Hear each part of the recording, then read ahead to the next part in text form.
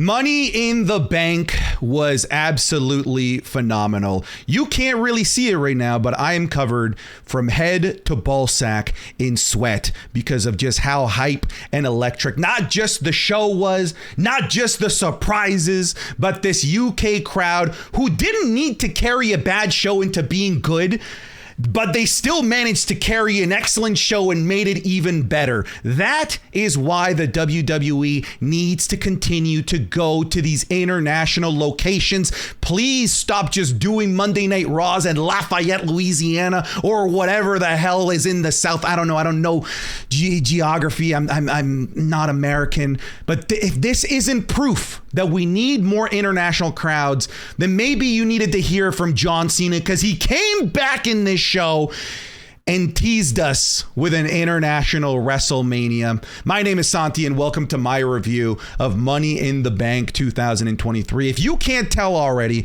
I'm very excited for how good this show was.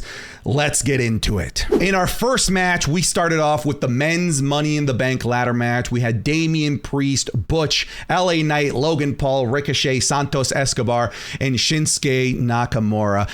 We ended up having a new Mr. Money in the Bank in the name of Damian Priest, and what a way to start off the show. It was action-packed. It was drama-filled. For some reason, Logan Paul and Ricochet decided to do a springboard Spanish fly onto two tables, even though they messed up the setup for it. I'm like, there's no way that they're going to do it. Now, they still went through with it. That's how committed these guys were to the art. And LA Knight, let me tell you something about LA Knight. Let me tell you something about the guy named LA Knight. He just became the biggest face in the WWE today.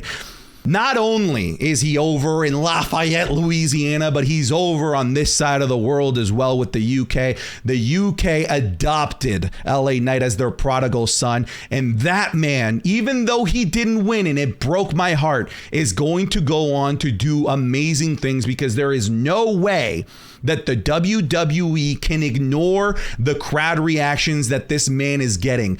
He just needed to exist, and the crowd was going crazy for LA Knight. Unlike Santos Escobar, who could he could come out cosplaying as Eddie Guerrero and still no one would make a peep. Still, though, even though LA Knight didn't win, I don't think that there's anyone here that will say it was necessarily the wrong choice or poor booking to have Damian Priest win this thing. I think collectively we're not mad that LA Knight didn't win.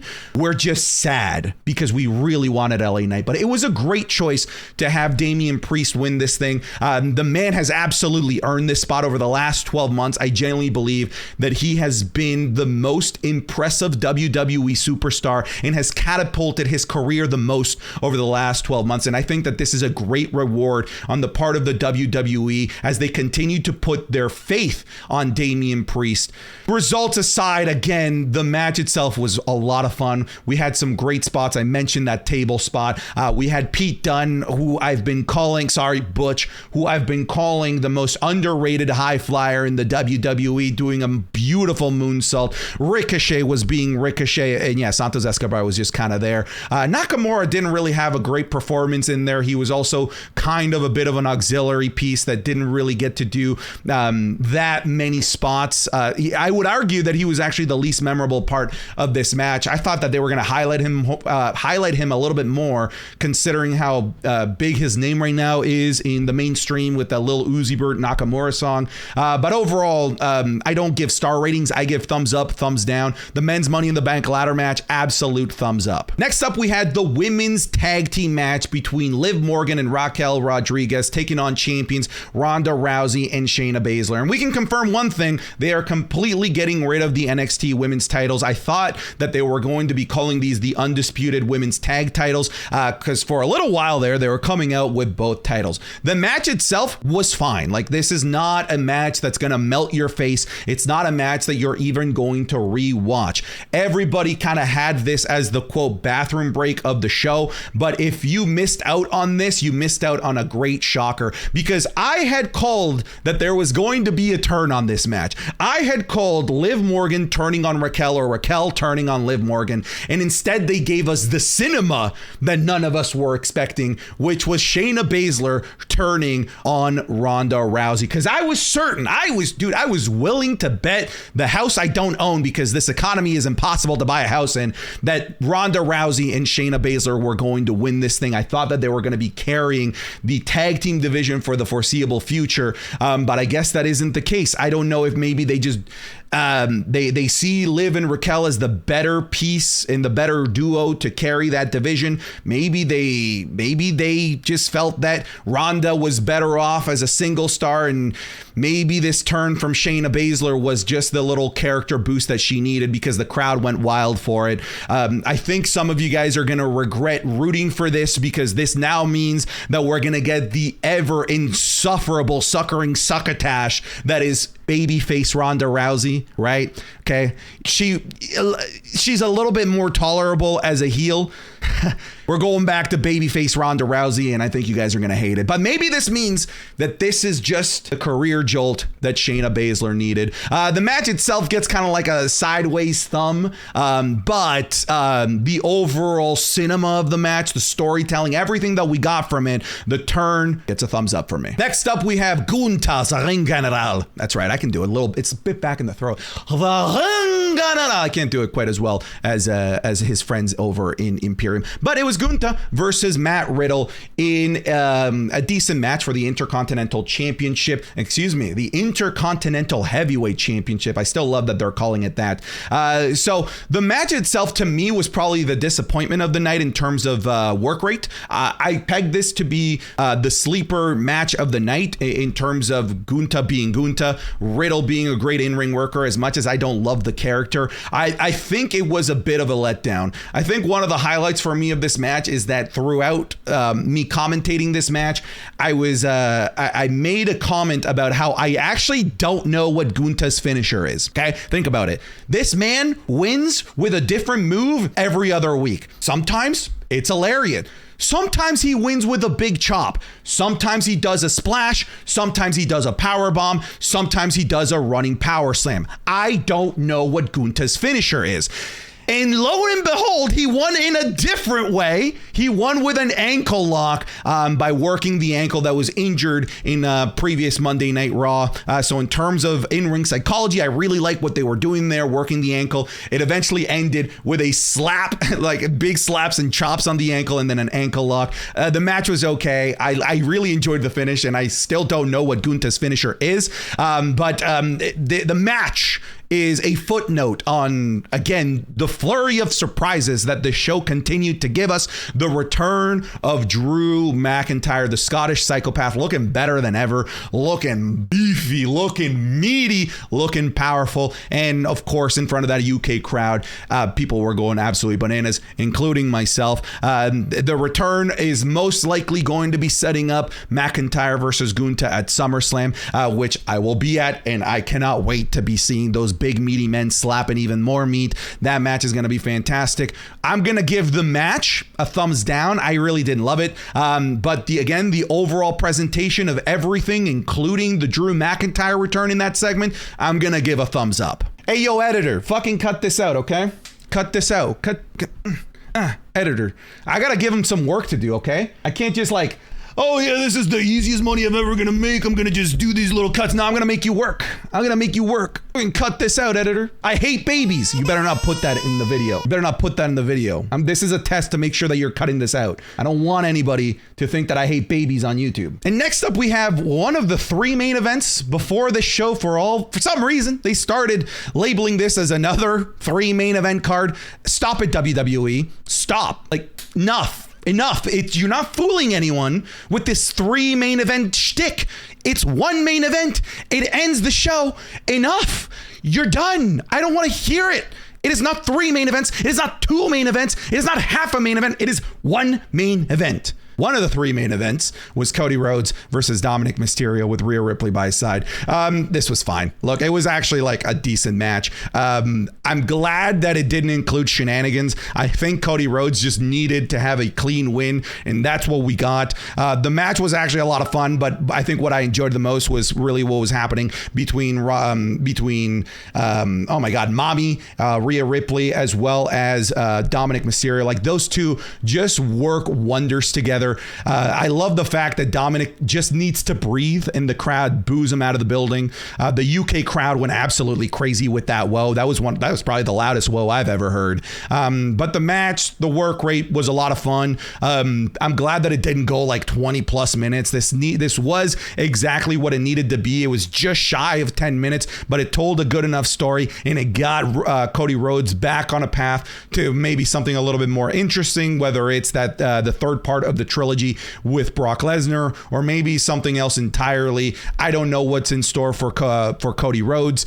Look, I actually called him Cody Rhodes. For some reason, I've been calling him Rhodey Codes recently, but I digress. The match overall as a package does get a thumbs up for me. And next up, we had, for me at least, the goddamn moment of the night. For some unfathomable reason, John Cena returned and melted my face. WWE, first of all, take a bow at the fact that you managed to keep this a surprise and you managed to keep this hidden. You don't understand the levels, the glass case of emotion that I was in. All right. I was feeling every single bout of emotion. John Cena is still amazing on the mic. John Cena will always get a reaction out of people. I started to tear up at one point because of the way he was talking. It kind of sounded like he was leading to retirement. Thank God that wasn't the case. I still want to see more John Cena. I still think he has enough left in the tank to continue to entertain us with one-off matches here or there, one-off appearances here or there. But instead, I think he came out and dropped a bigger bomb. He did something that is generally a faux pas in professional wrestling, but because he's John Cena, he can do whatever he wants. He removed the veil from something that the WWE probably didn't want the veil removed from, which is why they don't go to these international markets, or why they don't take big shows to international markets. And John Cena highlighted that they just don't go to these places because they know that the crowds are too rowdy, too crazy, and too unpredictable and can't be controlled. In essence, they boo who they're supposed to cheer, and they cheer who they're supposed to boo, which is not good for WWE creative and their creative plans, because it absolutely muffles them, ruins them, and it could entirely change what they need to do with the character next episode on Monday Night Raw, which sucks. It's stupid. It's a dumb reason to not want to tap onto these incredibly rowdy, loud crowds. It is an incredibly stupid reason, and I'm happy that John Cena pointed it out, and it led to a giant teaser, which I don't know if this will be Mania 41, 42, whatever it might be, but he came out and dropped the bomb that the WWE should have WrestleMania in the UK, and I could not agree more. The last time that WrestleMania had a rowdy crowd that hijacked the show was an international one, WrestleMania 18. Remember when they turned on The Rock and started rooting the dastardly heel Hollywood Hulk Hogan? So I guess they're kind of right. International crowds can be a little bit too unpredictable, but at the end of the day, it creates for a great show, and I cannot wait for London to be able to host a WrestleMania. Maybe, just maybe, and sit here with me for a second. Maybe AEW's All In was just the kick in the ball sack that WWE needed, because AEW is now stepping into traditionally WWE turf with the Wembley Stadium All In. Maybe that's the reason why WWE went, oh shit, we are gonna lose market share on these big shows in the UK. If AEW can do it, so can the WWE. I have a feeling that that's the case. If that is the case, thank you AEW for making WWE make these moves. But John Cena freaking came back. He was interrupted by Grayson Waller, Walla bing bong, yeah, Aussie, who was saying that, hey, we need to have a WrestleMania in Australia, which would also be dope, by the way. Like, don't get me wrong. Grayson Waller comes talk some shit. John Cena FUs him. Everyone is happy. And the London crowd, which would have traditionally absolutely buried Cena to the ground, embraced him as if he's one of their own at a pub with John Cena chants. And it was a beautiful moment overall. That segment, I don't have enough thumbs. I wish that I was a nuclear Chernobyl baby and grew with 5 arms so that I could give this thing 5 thumbs up because it was fantastic. Next up, we have the women's Money in the Bank ladder match between Io Sky, Bayley, Becky Lynch, Trish Stratus, Selena Vega, Zoe Starks, and the eventual winner was Io freaking Sky. And I absolutely lost my marbles when they decided to pull the trigger on Io Sky and have her become Miss Money in the Bank. I'm so happy they didn't do a same-day cash-in. Just glad that we're most likely going to allow Io Sky to develop as a character and as Miss Money in the Bank. She has already a feud set up for her as the implosion of Damage Control was finally completed in this ladder match. Great spot there at the end with Io Sky handcuffing both Bayley and Becky Lynch to the ladder so that they couldn't move up and she could just leapfrog them and grab the suitcase. Overall, the match was actually excellent. I argue that as a match that this was actually better than the men's Money in the Bank ladder match. Again, up for debate. It's really up to you. One thing that I want to highlight is what the fuck are the ladders made out of in the UK? Do you guys not like gimmicked ladders? Because those were the stiffest ladders I've ever seen in wrestling history.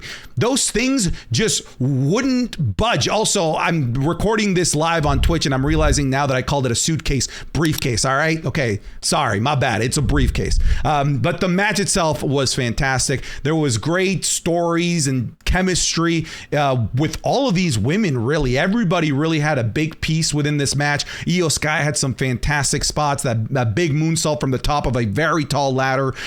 Bayley had some great moments. The crowd was loving Bayley. Becky Lynch, Zoe Stark, and Trish Stratus were telling their own 3-way story within the match, with those 3 absolutely just beating the piss out of one another. And then Zelina Vega telling a great story of the underdog. Unlike the men's ladder match where it felt like a couple of the guys were kind of just there. I'm thinking of like the Santos Escobars and Shinsuke Nakamura's, like in terms of like what they actually provided to the match. Every single one of these ladies provided a key focal point to make this match as great as it was. So I think the WWE made a great decision putting all of these ladies together. The choreography was fantastic. The ending was the right choice. Excellent decision to make Io Sky your new Miss Money in the Bank. This match gets a thumbs up. Oh, Bayley. Oh, I want to know. Will you be my girl? Next up, we had Seth freaking Rollins versus... Cut that out. Next up, we have Seth freaking Rollins versus Finn Balor for the World Heavyweight Championship match. And look, this is kind of a bit of a tale of two halves for me. I think the match was actually great. I think the match was fantastic. Towards the latter half, the chemistry that those two have was very, very readily apparent. They were cooking. They were absolutely cooking. The final sequence was fantastic with Finn Balor hitting a coup de grace from a table to the outside and then running and then doing a leaping coup de grace from the top of the steel steps onto Seth Rollins, rolling him in and then going for that final coup de grace, which I think he should have hit and he should have won. I really think Finn should have won this. Halfway through the match, though, Damian Priest did come out to tease him either waiting for somebody to win or turning this into a triple threat match. I don't think that the moment that he came out was the right choice. I think it kind of took away from everything that was happening in the ring and kind of shifted the narrative to the will he, won't he storyline of Damian Priest. So I think that kind of took away from what was happening in the ring, which was actually fantastic.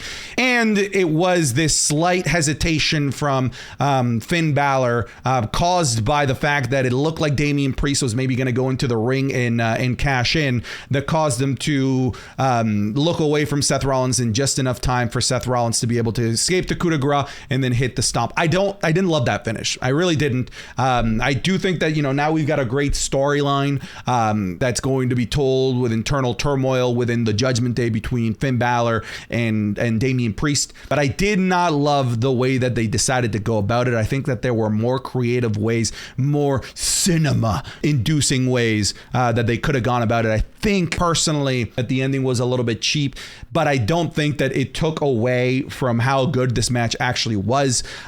Dude, I got most of my predictions wrong. Either way, thumbs up. And then in the last match, it is the Bloodline Civil War between the Usos and the Bloodline, which is Solo Sikoa and, of course, the Tribal Chief Roman Reigns. First and foremost, shout out to the London crowd. You had some of the most creative chants that I've heard in quite a while. Most of them directed at Roman Reigns. They were absolutely fantastic. Again, this crowd was on another level. This is why we need more international crowds. But this match, look, I was live streaming my casting of this match, and for the better part of probably the first 20 minutes of this match, it was slow. It was methodical, and it was a very old school tag team match. It took a really long time for the hot tag to actually take place.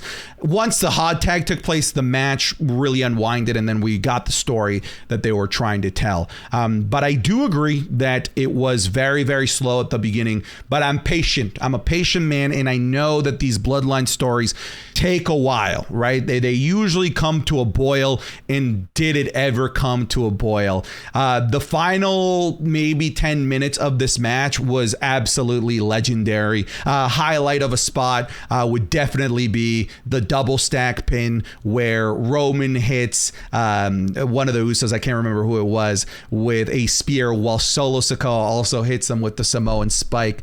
Roman stacks them both up for a pin, only for the double kick out. And I lost my absolute shit at how absolutely fantastic the next 5 minutes were, as we had dissension, as we had Roman Reigns in absolute shock and disbelief that they kicked out. And then it led to a fantastic sequence on the outside with Solo Sikoa missing a splash, going through the table.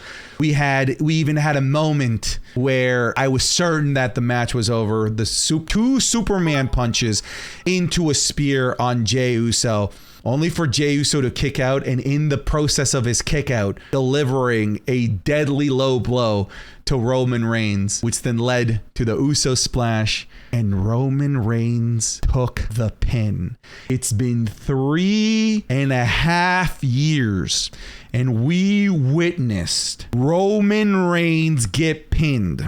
I was at a loss for words. I was certain, one, that Roman and Solo were going to win, but there was no way Roman was taking a pin, and they did it with Jey Uso pinning the Tribal Chief for the first time in 3.5 years.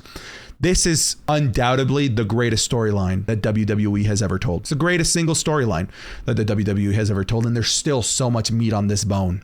I don't know where this goes. I don't know if it's a SummerSlam match between Jey and Roman Reigns. I don't know if maybe it's the full implosion Civil War. Maybe it's a fatal four-way between all of them to see who is going to be the Tribal Chief, head of the table, whatever you want to call it these days. This storyline's fantastic. The match was fantastic, and it gets a thumbs up from me. The whole event, WWE has not missed with a premium live event this year. For sometimes we clown Raw, sometimes we clown SmackDown for how dumb and ludicrous a show might be, but WWE does not miss with their premium live events as of late. They've been fantastic, and this was another example of an amazing premium live event. This is another great example of why you don't need 15 matches in a card. This is a great example of why you don't need 5.5 hours. Well done, WWE. Money in the Bank gets a thumbs up for me. All right, get out of here.